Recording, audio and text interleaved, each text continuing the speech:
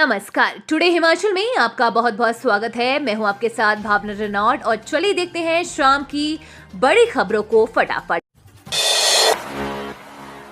कीरतपुर मनाली 4 लेन एक साल में पूरा होगा। पंडोह बाईपास टकोली प्रोजेक्ट सामरिक दृष्टि से अहम कीरतपुर मनाली 4 लेन के सबसे चुनौतीपूर्ण प्रोजेक्ट पंडोह बाईपास टकोली जुलाई 2024 तक बनकर तैयार होगा। मनाली की वादियों का दीदार करने वाले पर्यटकों को पंडोह से लेकर हरनोगी तक का सफर भी टनलों के माध्यम से करने को मिलेगा। फिलहाल इस प्रोजेक्ट के 5 टनलों को यातायात के लिए बहाल कर दिया गया है, जबकि शेष बचे 5 टनलों को करीब एक साल में बहाल करने का लक्ष्य तय किया गया है। इस प्रोजेक्ट में दयोड़ के पास बन रही 2 टनलों का कार्य दिन रात प्रगति पर है। दयोड़ से खोती नाला तक 2800 मीटर की 2 टनलें बन रही हैं।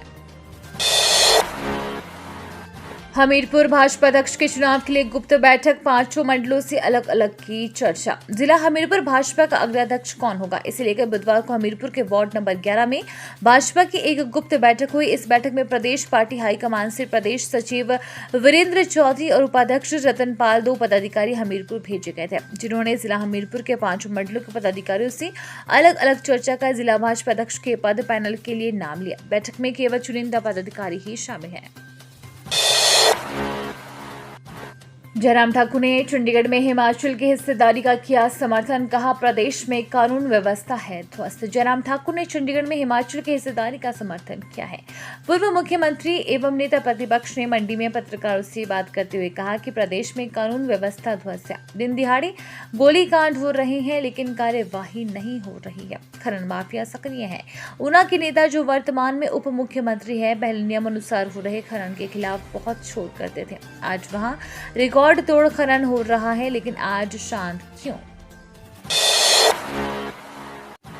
धर्मशाला में दोनों पारियों में एक जैसा खेलने वाली पिचें बनाने की तैयारी। क्रिकेट स्टेडियम धर्मशाला में विश्व कप के 5 मुकाबले 3 पिचों पर खेले जाएंगे।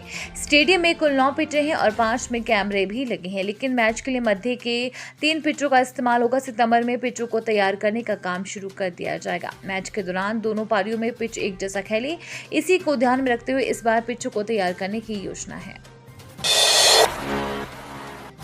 दलाई लामा ने मनाया 88वां जन्मदिन, सीएम सुक्खू भी पहुंचे। पीएम मोदी ने फोन पर दी बधाई। तिब्बत के आध्यात्मिक धर्मगुरु और नोबेल शांति पुरस्कार विजेता दलाई लामा ने गुरुवार को मैक्लोडगंज में 88वां जन्मदिन मनाया। दलाई लामा के जन्मदिन समारोह में मुख्यमंत्री सुखविंदर सिंह सुक्खू समेत दुनिया भर की कई बड़ी हस्तियां शामिल हुई। मैक्लोडगंज स्थित दलाई लामा मंदिर में सुबह 7 बजे से धर्मगुरु की लंबी आयु के लिए बौद्ध भिक्षु और निर्वासित तिब्बत सरकार के प्रतिनिधियों ने पूजा अर्चना की। दलाई लामा समारोह स्थल पर करीब सुबह 10 बजे पहुंचे। यहां पर विशेष अतिथियों की मौजूदगी में दलाई लामा ने केक काटा। इस दौरान तिब्बत के अलावा कई समुदायों के कलाकारों ने रंगारंग प्रस्तुतियां पेश की। 14वें दलाई लामा तेंजिन ग्यात्सो का जन्म 6 जुलाई 1935 को उत्तर पूर्वी तिब्बत के ताकस्तेर में हुआ था। दलाई लामा 6 दशक से भारत के अतिथि हैं।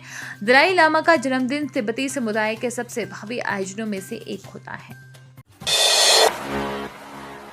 हिमाचल में एसीसी सीमेंट 10 से 20, सरिया 200 रुपए सस्ता, ईंट के दाम बढ़े। एसीसी सीमेंट कंपनी ने हिमाचल प्रदेश के कई जिलों में सीमेंट के दाम 10 से 20 रुपए प्रति बैग कम कर दिए हैं। बाजार में मौजूद अन्य सीमेंट कंपनियों से प्रतिस्पर्धा सीमेंट के दाम कम होने का कारण बताया जा रहा है। इसके अलावा सरिया भी प्रति क्विंटल 200 रुपए सस्ता हुआ है। सीमेंट और सरिया सस्ता होने से जहां लोगों को राहत मिली है, वहीं बरसातें शुरू होते ही ईंटों के दाम बढ़ने से भवन निर्माण करने वाले लोगों की चिंता भी बढ़ गई है। 2000 ईंटों पर 2000 रुपए की बढ़ोतरी हुई है। जो 6000 ईंटों का ट्रक पहले 52,000 रुपए मिलता था, वो अब 55,000 रुपए में मिलने लगा है।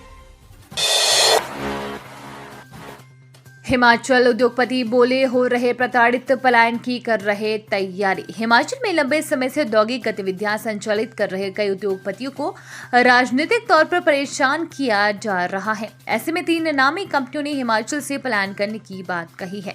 ये उद्योगपति उत्तर प्रदेश में उद्योग स्थापित करने की बात कह रहे हैं। प्रदेश के सबसे बड़े औद्योगिक क्षेत्र बद्दी बरोटी वाला नालागढ़ क्षेत्र में उद्योगपतियों को राजनीतिक तौर पर परेशान करने की उद्योग मंत्री कार्यालय में शिकायतें की गई हैं। इस संबंध में मुख्यमंत्री कार्यालय में भी अवगत कराया गया है।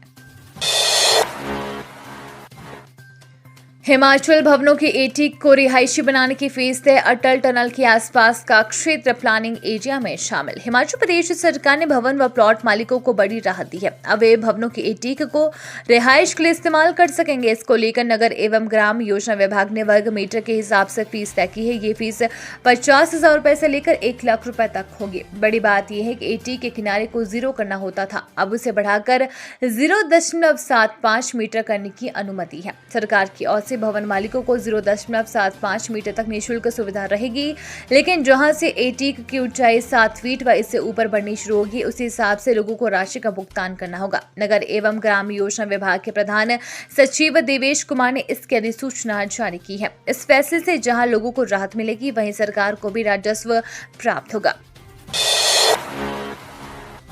हिमाचल धारा 118 के तहत जमीन के इंतकाल की फीस बढ़ी, अधिसूचना जारी। हिमाचल प्रदेश में मुजारियत एवं भू सुधार अधिनियम की धारा 118 के तहत खरीदी गई जमीन के इंतकाल की फीस बढ़ा दी गई है। सरकार ने इसे 30 साल बाद बढ़ाया है। पहले ये नाम मात्र थी और कुछ मामलों में तो 2 रुपए भी थी। अब अलग अलग अवस्थाओं में इसे म्यूटेशन शुल्क को 50 रुपए से 10,000 रुपए तक किया गया है। प्रधान सचिव राजस्व ओंकार शर्मा ने इस बारे में अधिसूचना जारी की है। धारा 118 के तहत राज्य से बाहर के रहने वाले लोगों को जमीन बेची जाती है। इससे मकान बनाने या उद्योग लगाने के 2 उद्देश्यों से ही दिया जाता है। इसके लिए जमीन के इंतकाल की अलग अलग अवस्थाओं में लिए जाने वाले शुल्क में बढ़ोतरी की गई है। खानगी तकसीम के अभिलेख में दर्ज करने के वक्त 100 से 500 रुपए की फीस देनी होगी। उत्तराधिकारी से किसी हित के अर्जन से संबंधित फीस 50 रुपए से 200 रुपए तक ली जाएगी। धारा 118 के तहत राज्य सरकार की अनुमति के बाद निष्पादित रजिस्ट्रीकरण विलेख से किसी हित या अधिकार के अर्जन से संबंधित प्रविष्टि के लिए 5,000 से लेकर अधिकतम 10,000 रुपए तक इंतकाल शुल्क लिया जाएगा। शादी ने सरकारी योजना के नाम पर ठगी, गर्भवती महिला खाते से ऐसे निकाले हजारों रुपए। ऑनलाइन ठगी करने वाले आए दिन ठगी करने के नए नए तरीके इजाद कर रहे हैं। ताजे मामले में ठगबाजों ने गर्भवती महिला को अपना शिकार बनाया और इसके लिए उन्होंने आशा वर्कर का सहारा लिया। मामला शिवा बाजार के चिल्हा गांव का है। आशा वर्कर को 6207219205 नंबर से फोन आया। फोन करने वाले ने खुद को हेड ऑफिस का कर्मचारी बताते हुए एक गर्भवती महिला की जानकारी ली। उसके बाद उसने गर्भवती महिला को फोन किया और आशा वर्कर को कॉन्फ्रेंस में लिया। ठगबाज ने गर्भवती महिला से उसे आशा वर्कर द्वारा दी जा रही सेवाओं की जानकारी ली। दोनों महिलाएं ठगबाज को भाप नहीं पाई और उसकी झांसी में आकर यही सोच बैठी कि सच में ये हेड ऑफिस का फोन आया है।